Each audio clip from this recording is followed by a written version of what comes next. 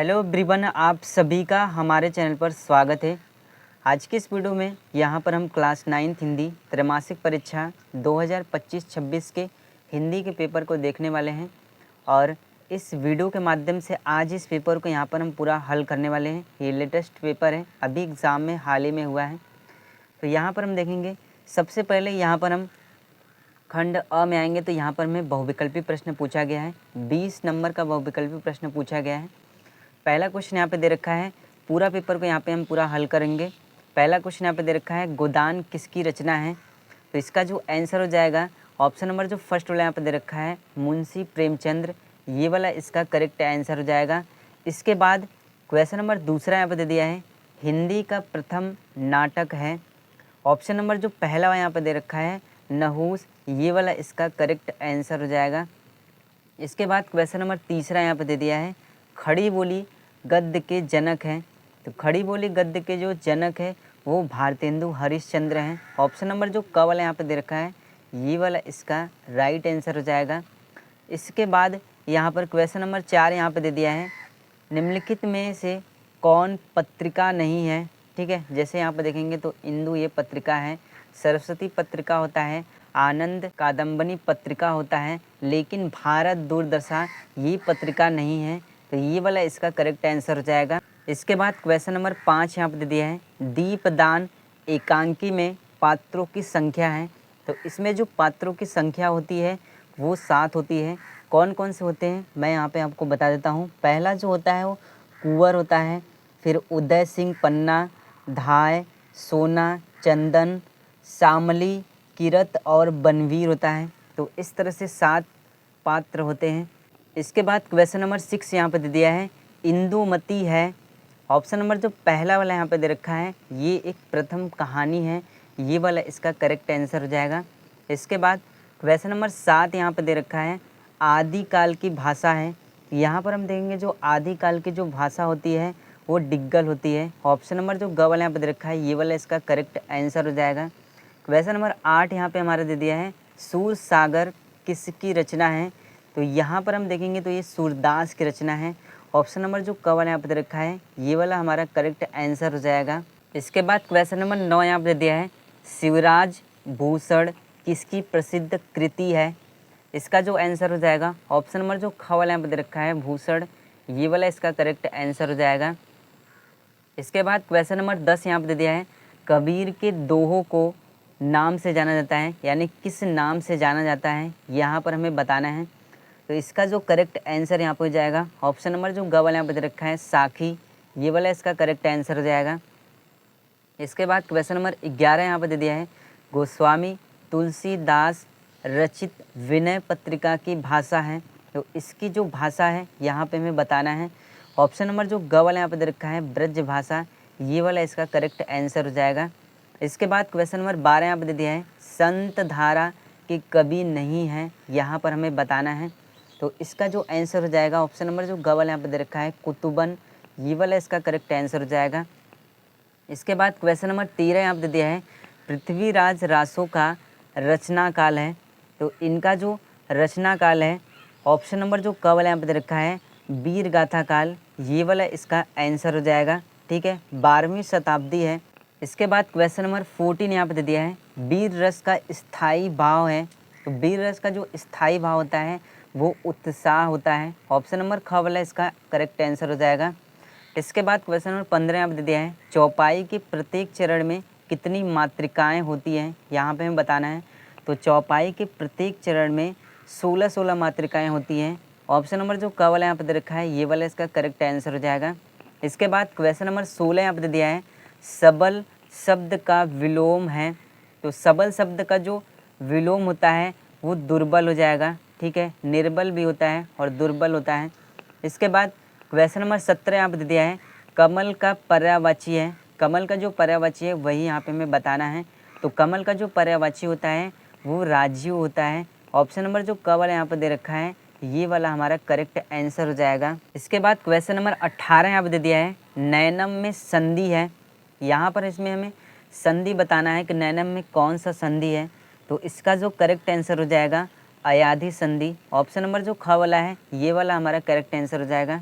Question number 19 यहाँ पे दे दिया है वार्णे रूप है, ये जो रूप होगा चतुर्थी एक वचन का रूप है, ये वाला इसका आंसर हो जाएगा। इसके बाद क्वेश्चन नंबर 20 यहाँ पे दे रखा है भविष्यति रूप किस लकार का है, तो यहाँ पर हम देखेंगे तो जो भविष्यति रूप होगा वो लिट लकार का होगा, ये वाला इसका करेक्ट आंसर हो जाएगा। इसके बाद यहाँ पर खंड ब में आएंगे तो वर्णनात्मक प्रश्न 50 नंबर से संबंधित यहाँ पे क्वेश्चन पूछा गया है। हमें किस तरह से करना है, सबसे पहले हमें अच्छी तरह से यहाँ पे पढ़ के समझ लेना है कि ये किस पाठ से संबंधित है। जैसे मर्द की जबान, बात का उद्गम स्थान, यानी ये बात से पता चल रहा है, पाठ का जो नाम हो जाएगा वो बात हो जाएगा, यानी बात पाठ से संबंधित हो जाएगा। तो क्वेश्चन इसमें किस तरह से पूछा गया है, पहला क्वेश्चन यहाँ पे दे दिया है उपयुक्त गद्य खंड का पाठ तथा लेखक का नाम यहाँ पे हमें लिखना है, यानी पाठ का नाम बताना है और लेखक का नाम लिखना है। 2-2 नंबर का क्वेश्चन पूछा गया है, कुल 6 नंबर का गद्यांश पे आधारित यहाँ पे प्रश्न पूछा गया है। तो इसका आंसर हम किस तरह से देंगे, हमें गद्यांश को अच्छी तरह से पढ़ लेना है। जैसे मैंने बताया कि पाठ का नाम क्या हो जाएगा, बात, यानी ये बात पाठ से लिया गया है। और इसके जो लेखक हैं, यहाँ पर जो लेखक का नाम हो जाएगा वो प्रताप नारायण मिश्र हो जाएगा। इस तरह से पहले क्वेश्चन को यहाँ पे हमें करना था। दूसरा क्वेश्चन यहाँ पे दिया गया है रेखांकित गद्यांश की यहाँ पे हमें व्याख्या करना है। तो इसका मतलब क्या है, यहाँ पर जो अंडरलाइन यहाँ पे दिख रहा है आपको, यहाँ पर जहाँ तक अंडरलाइन बनाया गया है इन्हीं का यहाँ पे हमें व्याख्या करना है। अपने शब्दों में यहाँ पे हमें इसको अच्छे से यहाँ पे राइट करना है, लिखना है। व्याख्या आपको किस तरह से करना है, प्रस्तुत गद्यांश में लेखक कहते हैं कि किसी महान उद्देश्य की साधना या समय आने पर बात के रंग ढंग या कहने का तरीका बदलने में किसी नियम का उल्लंघन नहीं है।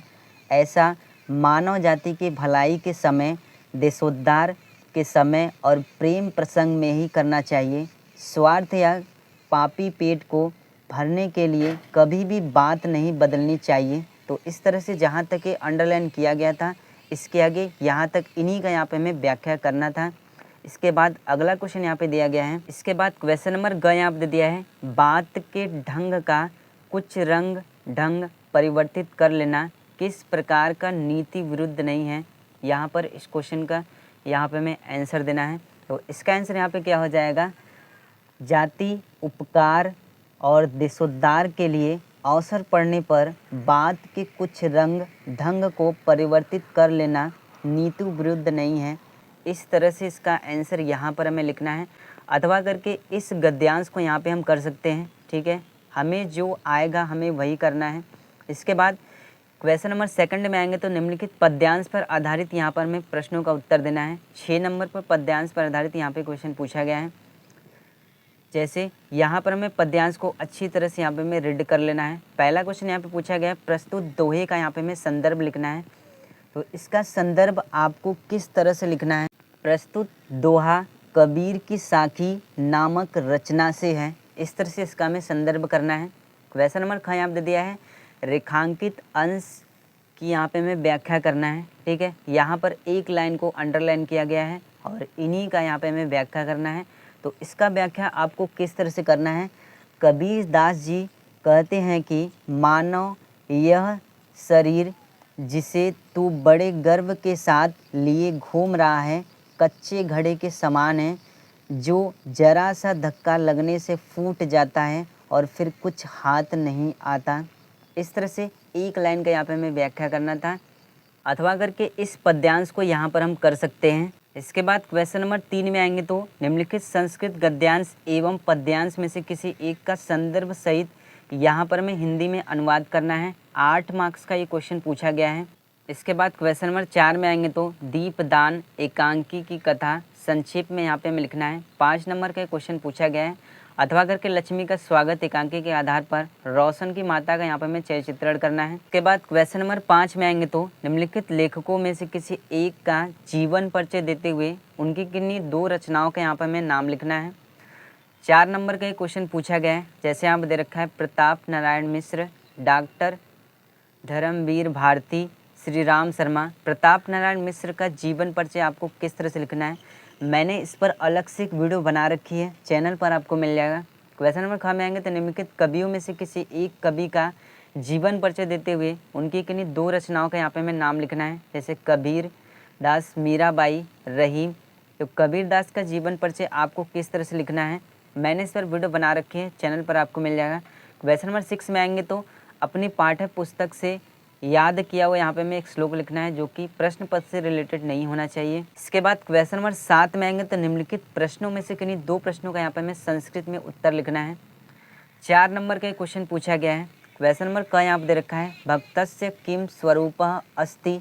इसका आंसर यहाँ पे क्या हो जाएगा, भक्तस्य श्रद्धा विश्वासः समर्पणः स्वरूपः अस्ति। इसके बाद ग वाला जैसे यहाँ पर दे रखा है रामः कस्मिन् वंशे उत्पत्तः आसीत्। इसका आंसर यहाँ पे क्या हो जाएगा, रामः इक्ष्वाकुः वंशे उत्पत्तः आसीत्। इसके बाद क्वेश्चन नंबर 8 में आएंगे तो निम्नलिखित मुहावरों में से किसी एक मुहावरा का अर्थ बताते हुए यहाँ पर हमें वाक्य प्रयोग करना है। 2 नंबर का क्वेश्चन यहाँ पे पूछा गया है। जैसे यहाँ पर दिया गया है आसमान टूट पड़ना, ठीक है। तो इस मुहावरे का अर्थ यहाँ पे हो जाएगा अचानक कोई बड़ी विपत्ति या संकट आना। वाक्य प्रयोग इसका हम किस तरह से करेंगे, जैसे यहाँ पे हो जाएगा मनोज के घर में चोरी हो जाने से पूरे परिवार पर आसमान टूट पड़ा, ठीक है। इस तरह से इसका आंसर हो जाएगा। इसके बाद क्वेश्चन नंबर 9 में आएंगे तो किन्हीं 2 वाक्यों का यहाँ पे हमें संस्कृत में अनुवाद करना है, ठीक है। 4 नंबर का ये क्वेश्चन पूछा गया है, जैसे तुम लोग जाओ, इसका संस्कृत में अनुवाद यहाँ पे क्या हो जाएगा, यूयम गच्छत। इसके बाद दे दिया है ग वाला हमें पढ़ना चाहिए, इसका संस्कृत में अनुवाद क्या हो जाएगा, वयम पठेम।